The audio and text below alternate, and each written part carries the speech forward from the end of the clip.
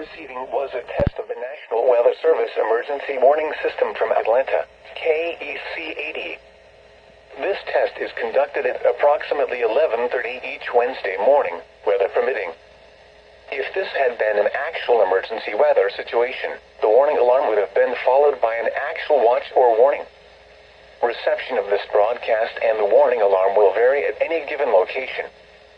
This variability, normally more noticeable at greater distances from the transmitter, will occur even if you are using a quality receiver in perfect working order.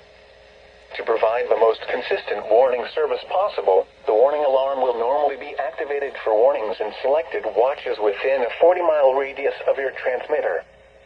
This area includes the following counties in the Atlanta listening area: Cherokee, Clayton, Cobb, DeKalb, Douglas, Fayette, Forsyth, Fulton, Gwinnett, Henry, Newton, Rockdale, and Walton. This concludes the weekly test of the warning alarm system. We now return to our normal weather broadcasting.